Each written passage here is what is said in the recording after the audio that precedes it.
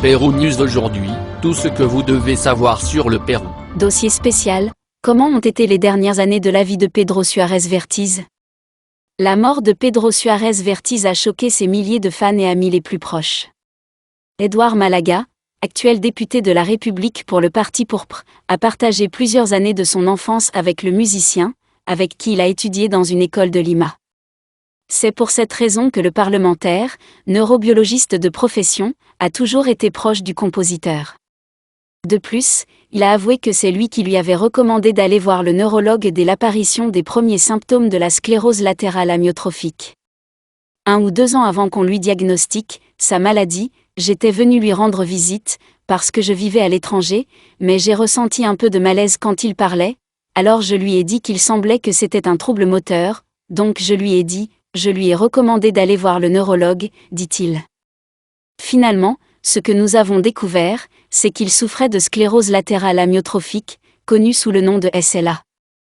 Ce que fait cette maladie, c'est affaiblir les neurones qui contrôlent vos mouvements volontaires, elle peut affecter vos extrémités ou votre tête, dans son cas c'était la tête en premier, c'est pourquoi il a perdu le mouvement de son visage. Perte de mobilité. Au début, Pedro Suárez Vértiz n'a perdu que la mobilité de certains muscles de sa tête, ce qui m'a empêché de poursuivre sa carrière de musicien. Cependant, il savait qu'avec le temps, il perdrait diverses fonctions motrices de son corps. Ainsi, au fil des années, vers 8 ans, ses membres ont commencé à défaillir.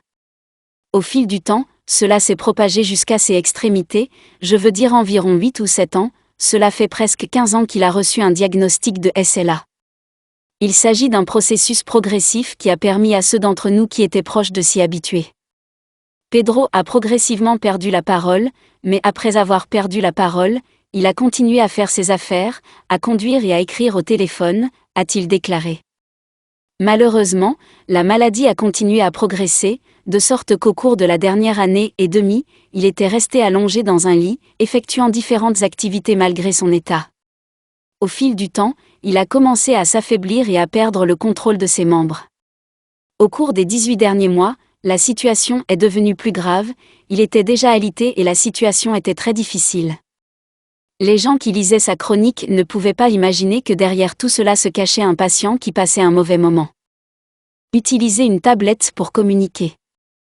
Edouard Malaga a révélé que Pedro Suárez Vértiz n'a jamais abandonné, car étant une personne qui croyait en Dieu, il acceptait complètement que ce serait son destin et qu'il vivrait ainsi jusqu'à son dernier jour de vie, par conséquent, il n'a jamais abandonné.